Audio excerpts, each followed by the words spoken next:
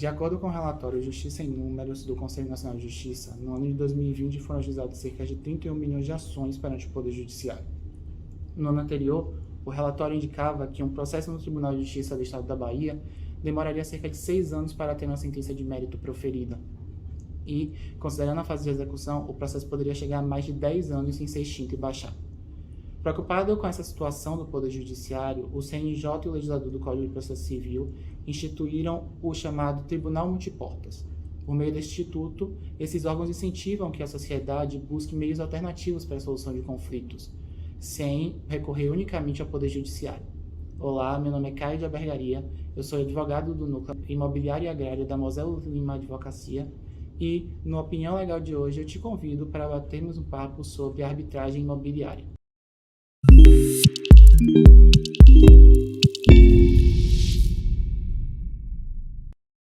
Desde a resolução número 125 de 2010, o Conselho Nacional de Justiça já se preocupa com esse abarrotamento do Poder Judiciário e incentiva a utilização dos meios alternativos para a resolução de conflitos. Esse documento ele é fruto de um incômodo de Kazuo Watanabe, que afirmava que no cenário brasileiro existe uma verdadeira cultura da sentença. Isso quer dizer que o cidadão brasileiro, ao buscar a solução do seu conflito, preocupava muito mais em ir ao Poder Judiciário e ter uma sentença para pacificar aquela lide do que buscar meios amigáveis para solucionar esses conflitos.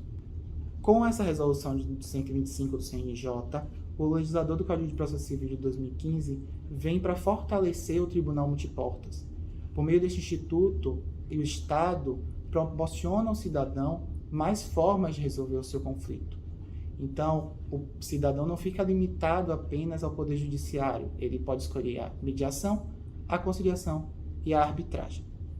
Com esse novo paradigma, o processo civil brasileiro passa a ter uma fase consensual. E aí, após essa fase consensual, caso não haja solução para aquele conflito amigavelmente, o processo é submetido ao juiz para que dê seguimento à instrução e profira uma sentença. A conciliação e a mediação são meios autocompositivos de resolução de conflitos.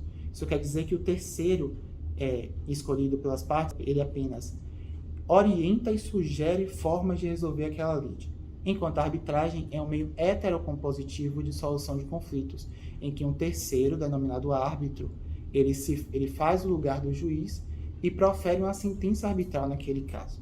Então vamos focar um pouquinho nessa arbitragem imobiliária.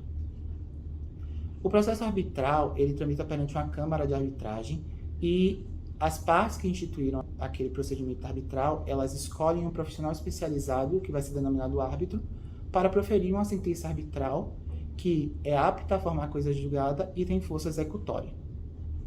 A arbitragem não é um instituto novo no Brasil. Doutrinadores remontam que a arbitragem surgiu no cenário legislativo brasileiro nas ordenações do Império.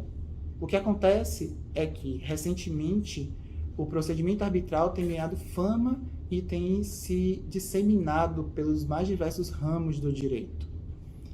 Todos os ramos do direito podem ser abrangidos pelo direito arbitral, desde que os direitos discutidos nesses conflitos sejam direitos patrimoniais e transacionáveis. Então, a partir disso, é possível sim falar da arbitragem no direito imobiliário. O que é importante estar atento no direito imobiliário é que, ao tratar desse ramo do direito, não está se falando apenas das due diligence extrajudiciais ou dos contratos de compra e venda de imóveis, dos contratos de locação ou dos conflitos possessórios. O direito imobiliário ele abrange desde essas grandes demandas até as demandas envolvendo o direito do consumidor, que envolvem a construtora e o consumidor adquirindo um imóvel vendido. E aí tem a grande problemática dessa aplicação do direito arbitral perante esse Código de Defesa do Consumidor.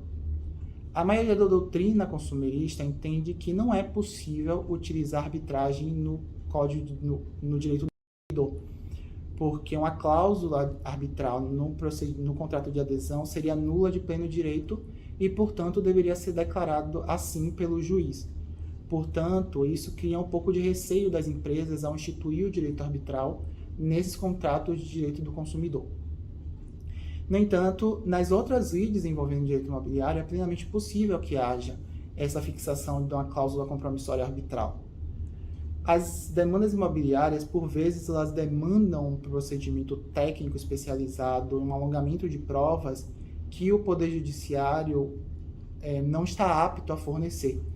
E considerando o tempo que leva para ser proferida uma decisão, esses processos arbitrais duram anos perante o Poder Judiciário. As vantagens da arbitragem são inúmeras, porque como meio alternativo instituído pelas partes e regido pelas partes, as partes podem alterar o procedimento, escolher o árbitro, que é um profissional especializado para aquela demanda, e por poder alterar o procedimento, escolher as provas que vão ser produzidas, esse procedimento acaba sendo mais célere para as partes interessadas naquela demanda.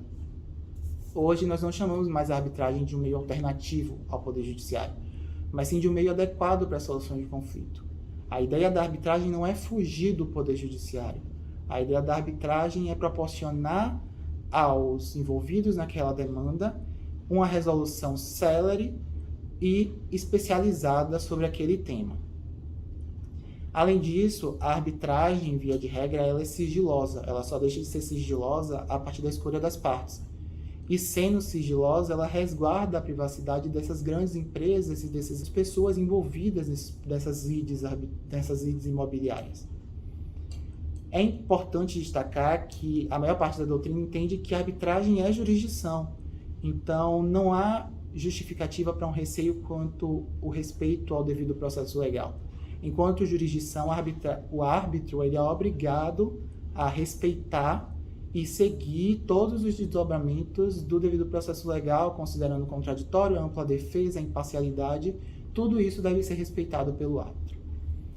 O que é preocupante nesse tema é que, enquanto o setor imobiliário tem uma ascensão gigantesca, a arbitragem nesse setor não é tão procurada, não é tão ascendente. Isso decorre muitas vezes pela questão que nós já falamos do direito do consumidor, e aí nesses contratos de adesão não seria possível utilizar essa arbitragem, e também os custos envolvidos na arbitragem. Outro ponto que impacta para esse não crescimento do direito arbitral e perante o direito imobiliário é a necessidade da execução das decisões perante o Poder Judiciário. O árbitro ele não pode executar as próprias decisões, ele precisa do Poder Judiciário para que faça essa execução dessas decisões arbitrais. No entanto, esse laudo arbitral, como era chamado atualmente sentença arbitral, ele já tem força executória, não sendo necessário um processo de conhecimento perante o Poder Judiciário. O estudo sobre arbitragem ele é muito amplo e demanda muita especialização. Nós continuaremos aqui nos atualizando e preparando materiais para vocês e muito em breve nos veremos. Eu agradeço a atenção. Tchau!